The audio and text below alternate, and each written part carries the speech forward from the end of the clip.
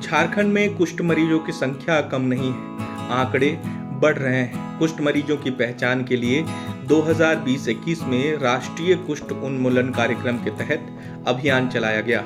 इस दौरान राज्य में 4025 कुष्ठ मरीज मिले हैं, जिसमें सबसे अधिक कुष्ठ रोगी देवघर जिले में पाए गए हैं। देवघर में 411 कुष्ठ मरीजों की पहचान की गई है।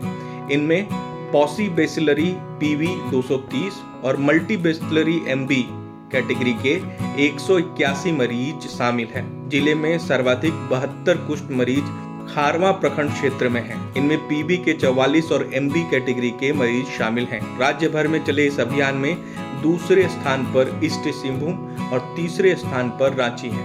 ईस्ट सिंहभूम में 410 और रांची में 310 कुष्ठ रोगियों की पहचान हुई है।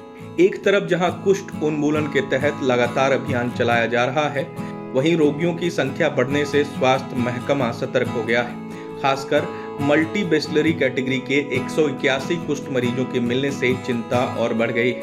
2020-21 में 384 कुष्ठ मरीजों की पहचान हुई थी, मगर इस बार मरीजों की संख्या में इजाफा हुआ है। रिपोर्ट के अनुसार जिले में 249 का इलाज अब भी चल रहा है। क्या है कुष्ठ के लक्षण? कुष्ठ होने के बाद व्यक्ति के शरीर उक्त भाग में खुजली होती है। उसके बाद वहां लाल और तांबे रंग का दाग हो जाता है। दाग में सूनापन हो जाता है। हाथ पैर में झंझनाहट महसूस होती है।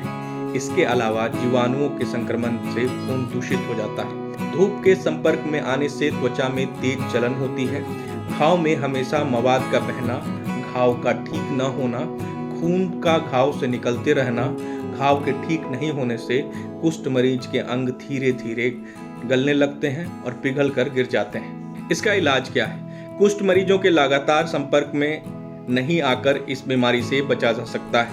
WHO की ओर से साल 1955 में सभी प्रकार की लेप्रोसी कुष्ठ के इलाज के लिए मल्टी ड्रग थेरेपी विकसित कर चुकी है। इसके अलावा कई एंटीबायोटिक्स से इसकी बैक्टीरिया को मारकर लेप्रोसी का इलाज किया जाता है।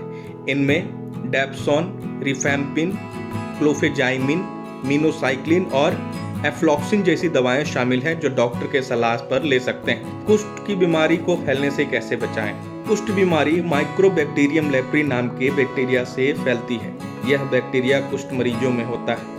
ऐसे में कुष्ठ मरीजों के श्वसन के संपर्क में आने से यह फैल सकता है। हालांकि यह बीमारी मरीजों के साथ लंबे समय तक मरीजों के संपर्क में आने से ही फैलती है।